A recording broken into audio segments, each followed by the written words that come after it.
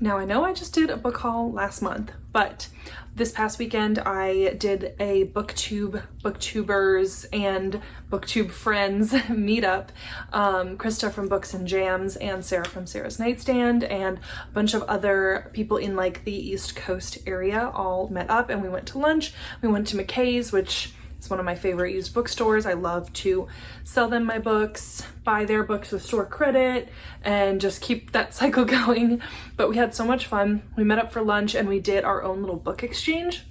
So we just brought books that we unhauled and we laid them all out on a table and we went around and we just picked books that we wanted. Almost like a white elephant or like Thieves Christmas type of exchange.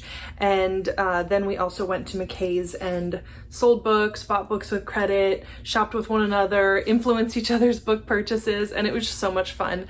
I did vlog about it. I don't know if that vlog is up or not. If it is, I'll link it. So we're gonna talk about all those books that I got during that meetup. First, let's talk about the books that I got while we did our little exchange. So first we got These Silent Woods by Kimmy Cunningham Grant. And I first learned about this book, well, I guess I heard about it when it first came out, but about 2 years ago at this point, I believe, or maybe a year ago. I guess it was 2 now. Wow, yeah, 2 years. My friend Jessie from the channel Reading with Jess on her Sleep When I'm Dead book club live show, we interviewed Lucinda Berry when we read one of her books, and we asked what good books she had been reading lately, and she talked about this one, talked about how much she enjoyed it and read it in one afternoon. And so it's always been on my radar, and so when I saw this on the table during that exchange, I wanted to pick it up, and at least 2 of the girls in the circle said that they thought I would like it. It's set in Appalachia and it's like an isolated thriller, so I'm really excited about this one. Next we have Until We Meet by Camille de Mayo. I don't know really how to say her name, but she's a historical fiction author. I've never read anything by this author, but I have heard of her before.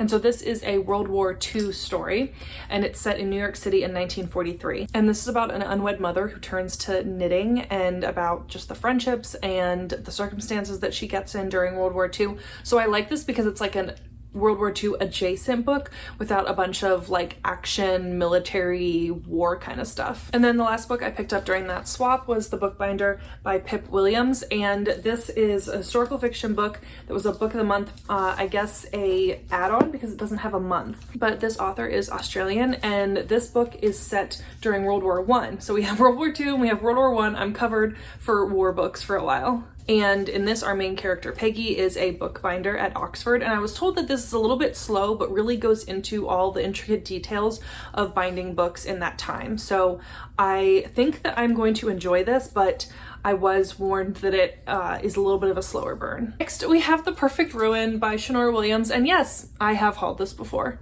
It's back here, and it's a little bit worse for wear because my dog got a hold of it. My dog Indy, she's now fully grown. She's out of puppyhood, but when she was a puppy, she did a number on this book.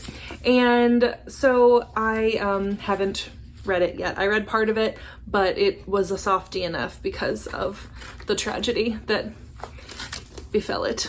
So yeah, and this one was $10 in trade credit, but then when I bought it this next time, it was only $4 in trade credit. And this is a revenge story, I believe, and I've been told that the cover is misleading, but I've heard wonderful things about it, and I think my friend Jessie from the channel Reading with Jess also has a copy of this book, so maybe we'll buddy read it, I don't know. Next, we have Delicate Condition by Danielle Valentine, and this was pitched to me by Jessie and also by Gwen.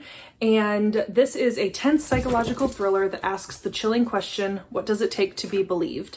And I believe this is a IVF thriller and maybe like a hysterical pregnancy.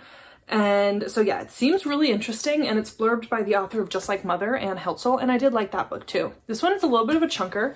It is almost 500 pages, but I'm gonna give it a shot. Next we have Dear Mrs. Bird, and Krista from Books and Jams told me that she thinks I would like this one. She was like, do you like humor in your historical fiction? And I was like, yeah, I think so. And so I know that she read this one a while back and she said she enjoyed it. She said it's about a journalist who writes an advice column.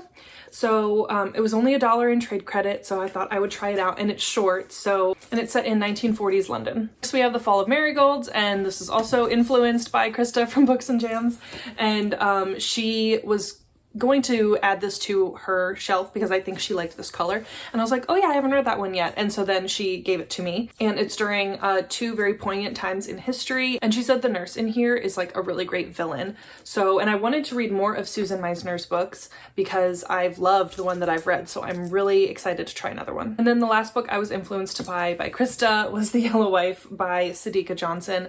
And I had this one in there because it was $2 in trade credit, but it was one that I see at McKay's often. And so I was like, yeah, I think I'm gonna put this back. And Krista said, no, you're not. You're gonna put it in your cart. And I was like, yes, ma'am. And I believe this is about a Black woman who's enslaved in Richmond, Virginia, and she's light-skinned, so she is forced to live as white passing. And I believe she's forced to marry a jailer and goes through a lot of really, really intense hardships. I've heard this is really sad, but I'm interested to give it a shot. And the last book I picked up at McKay's is What Have We Done by Alex Finlay. I have liked some Alex Finlay books and not liked others, but this one seemed interesting. I am willing to give it a shot. It's blurbed by Sarah Pekkanen and Heather Gudenkauf, and it says, a stay-at-home mom with a past, a has-been rock star with a habit, and a reality TV producer with a debt. 3 desperate lives, 1 deadly secret. And it's about 3 people who were in a group home for parentless teens. And it says, through the trauma of their childhood, each went on to live accomplished, if not troubled lives. So does that not sound like a book that is right up my alley? I haven't heard great things about Alex Finlay books, and they're not very high rated on Goodreads, but I'm interested in giving them a shot. I continue to pick them up even if I don't love the books, so I don't know. Maybe it's just easy writing. I'm not really sure, but it's home with me now, so. Okay, those are all of the books that I picked up during the Mid-Atlantic Booktuber meetup, and let me know down in the comments below if you've read any of these books and what did you think of them. Make sure you hit that subscribe button, it really helps out my channel, and I'll see you in the next one. Bye!